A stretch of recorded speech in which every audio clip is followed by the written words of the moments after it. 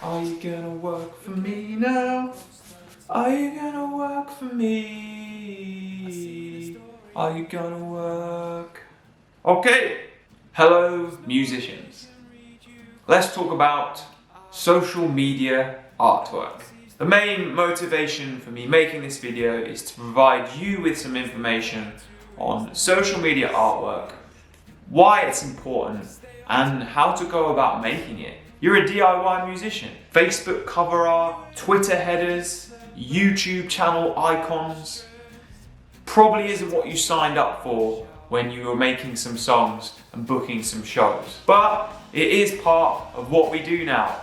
And whilst you're on the way up and there aren't teams of people to do this for you, you need to be able to do it yourself. Now, when I talk about social media artwork, I am specifically talking about the artwork on your social media pages that stays the same.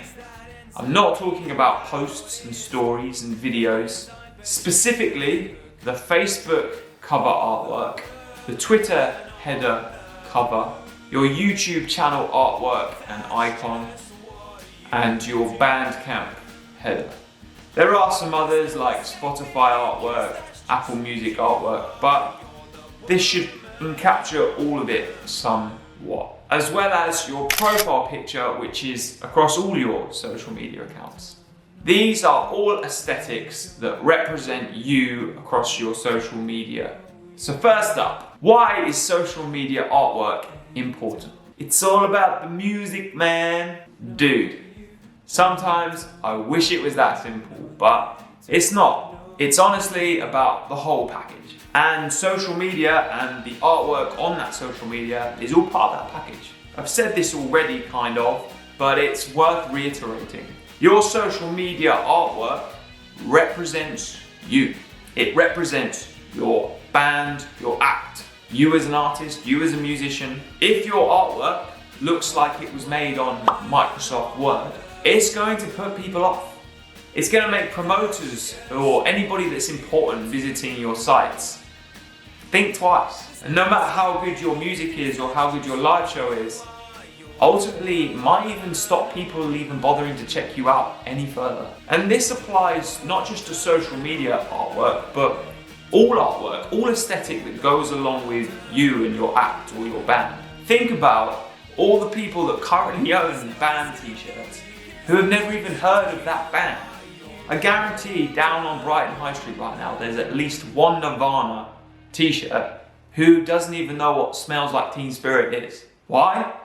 Because it's freaking cool, man. That's a cool logo. I'd want to wear it on a t-shirt if I didn't know what it was. The same can be said for your artwork on your social media.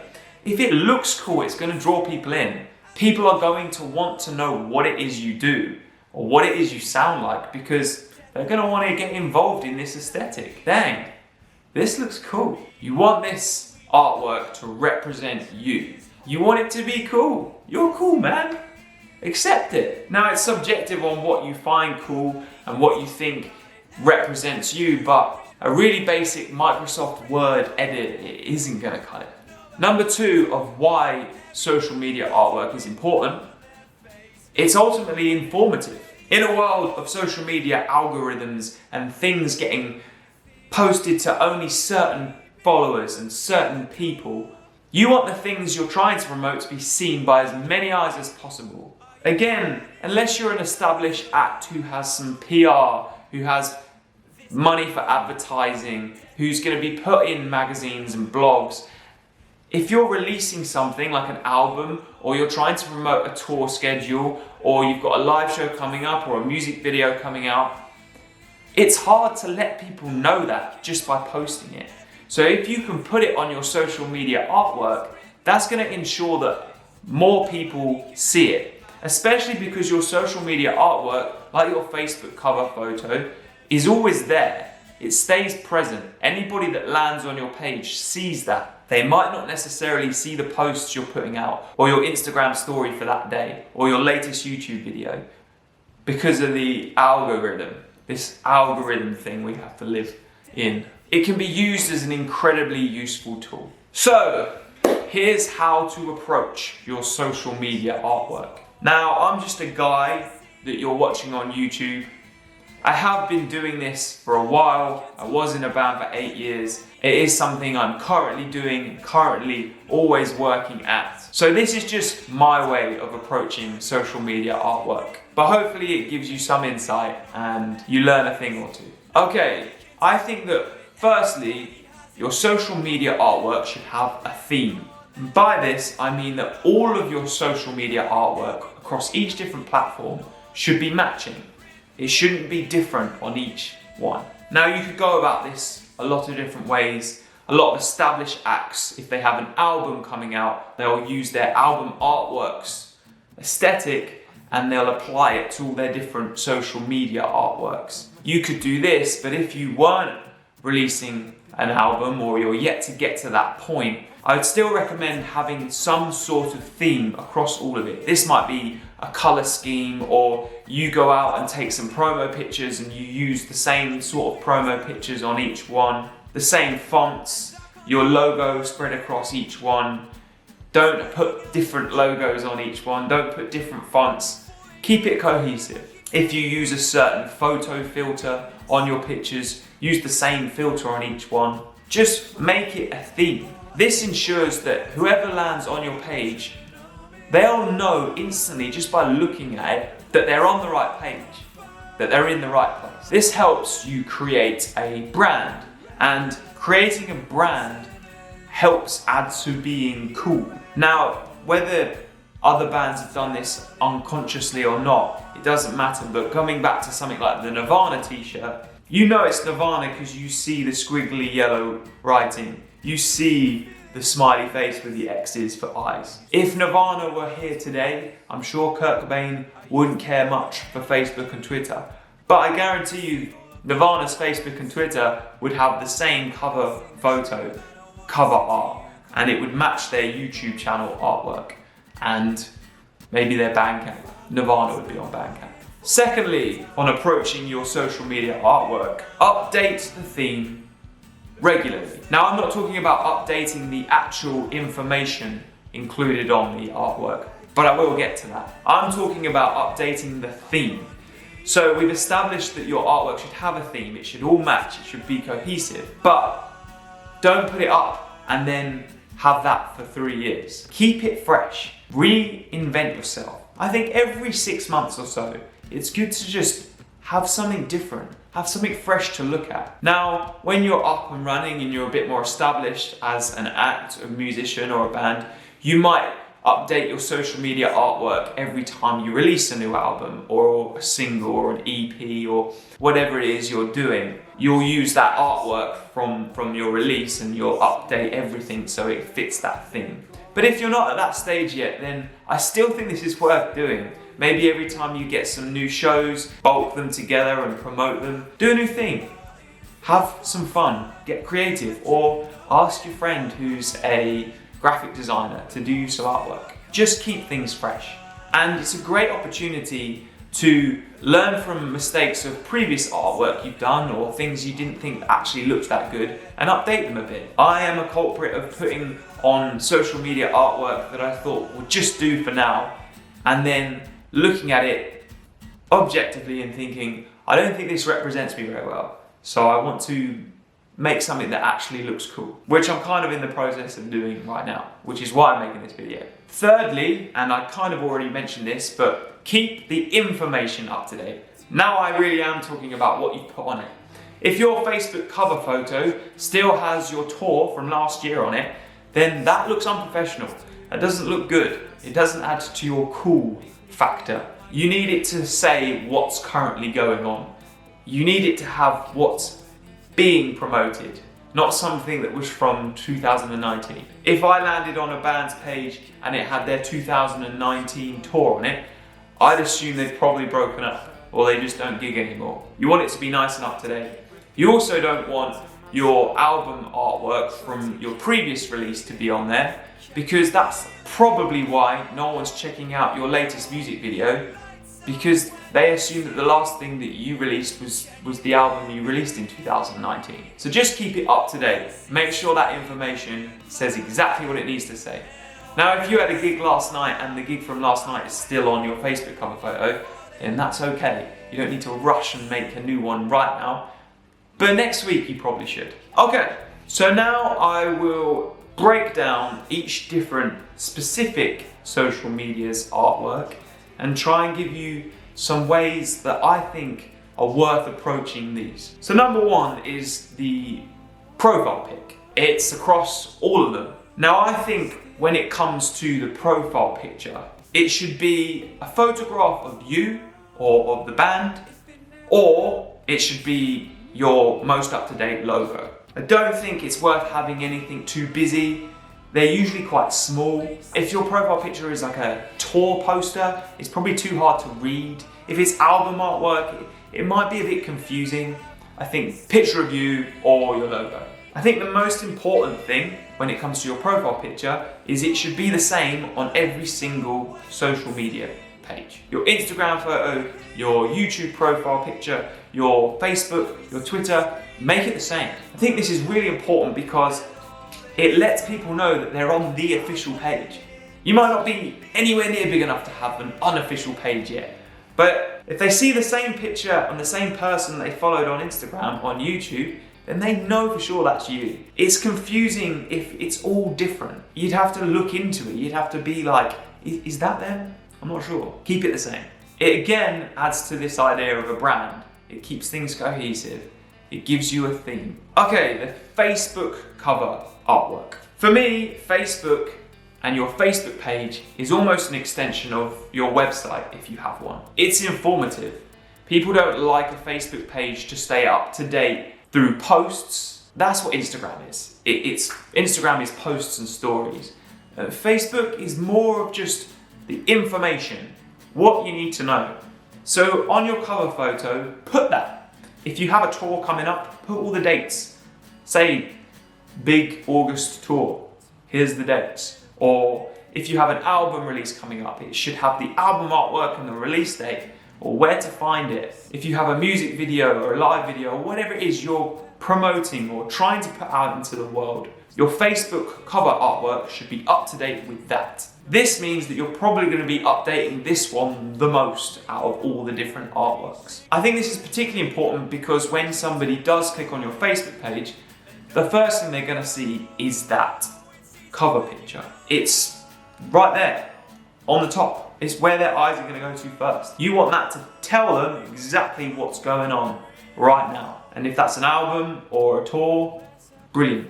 Get that on there. The Twitter header artwork, I think, is just an extension of the Facebook cover. For me, I think they should just be exactly the same. We'll get to how to make them in a minute. They're slightly different dimensions, but I think the same information should be on both. Twitter, as I see it, not many people are going to be coming to your Twitter page. People will follow you on Twitter and they'll read your tweets, but your actual artwork on the page is probably slightly less important than the Facebook one.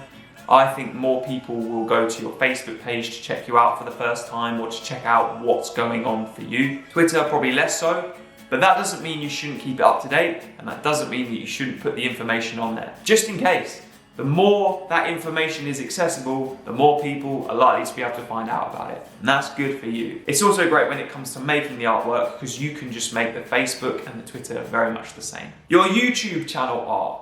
Now this is slightly different. I don't think you should write any information on this other than your name, your logo. It again needs to fit with your theme, the color scheme, the font, or whatever theme you've got going on. Keep your YouTube artwork that same theme, but just make it generic. A band photo or just some cool artwork that is the same as the album or an extension of the album artwork or whatever it is. Nice and simple. The YouTube artwork is clunky because it's this huge channel picture and then you only see like a tiny amount of it, and depending on what device you're using. It's a bit small to try and fit any information on. Information wise, they're probably going to watch the videos that are on your channel. They don't need to know about your latest release because it's probably your latest video. Your music videos, your songs, they're all on there. So no information, nice and simple, just make sure it fits your theme. Now the YouTube icon, again, plain and simple, your logo, no background, just your logo. Just make sure it's your most up-to-date logo. The last thing you want is someone clicking on your latest music video to see your old logo in the corner floating around. See that one? That one? There. It just again adds to this whole professionality that you're trying to get across. You want people to know that you're on it. You're a musician, and you're rad, and you're cool, and you're worth wearing the t-shirt. If a promoter's checking you out because you've tried to get a support slot, or another band's checking you out because you've asked to go on their tour, they want to see that you're slick. They want to see that you've got this together. You're going to be a good support act if you've got everything together. Just remember, it's all representing you, even the smaller details. Some people really care about the small details. And lastly, the Bandcamp header picture. This again ties in with the YouTube channel a lot. I think the most important thing here is that the theme represents your latest release. When landing on a Bandcamp page, you're there to probably check out the band's or the act's music. If you look at the channel header art, you're probably going to look at that channel header art, and then you're going to look for the release that it matches. And you're probably going to click on that one and listen to it. So if it's your latest release that you want people to be listening to, make sure that Bandcamp header is the same theme as your latest release. Again though, no information. This doesn't need to have your tour schedule on it.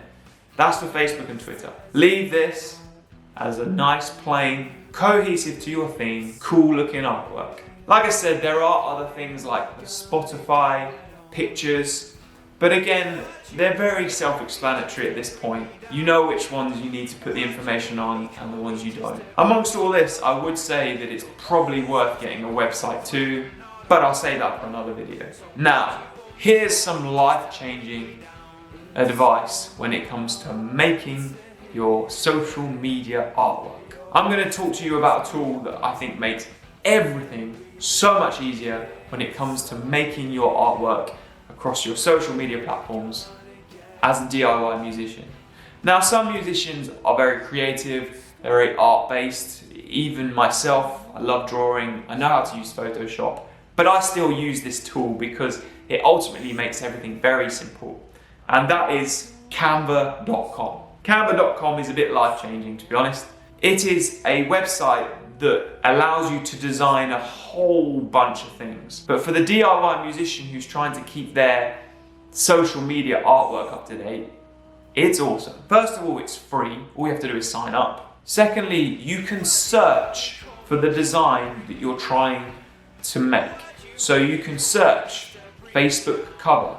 You click on that, it comes up with templates that you can use if you're stuck for ideas. But it also just ensures that you make something that's the exact dimensions and the exact file that you need to upload to your Facebook, which is brilliant. It means you don't have to be looking up and Google searching what dimensions you need. You don't have to be downloading weird programs like GIMP or using Microsoft Paint if you're that old school. Just makes the whole thing simple. It also saves your designs. So when it comes to those information-based social media artworks like the Twitter and the Facebook cover photos, you can constantly go back to Canva and just update them. You just click on your last saved one, you rewrite the tour dates so they are the most current ones, and there you go. Just click save, download, and upload it. Easy. It's a very simple program to use. You don't need a whole lot of IT skills to figure it out. And from my experience, it's quite hard to make something that looks bad. Now, Canva is free, but there are kind of premium versions that you can download and have to pay for, which gives you access to a bit more. But to be honest, for a DIY musician, I doubt you'll ever need it. As I said, even somebody that is quite into artwork, I love drawing, I use Photoshop, I still end up on Canva to put it all together, just because it makes the whole process very easy. So, if you're stuck for artwork ideas, or you just need something very simple and very quick, then Canva.com is your place. But even if you want to go super complicated, I still think it's a great tool to use, especially in a world where music and songwriting might be your main focus, and this other stuff is just stuff you're trying to do to keep up to date, to remain relevant in this modern world. Canva.com. Not sponsored at all, as you can probably tell by the size of this YouTube channel. So there you go. I hope that gave you some insight on some social media artwork ideas, and I hope it gave you some help in some way, some form. If you have any ideas of advice that you'd want to give to others, then drop them in the comments. Maybe they'll see it and it'll add to this video. If you have anything that you think I could help you with, then also drop that in the comments. Happy making social media artwork, and I'll see you in the next one. Make sure you like and subscribe. New videos every week. See you soon. And if you try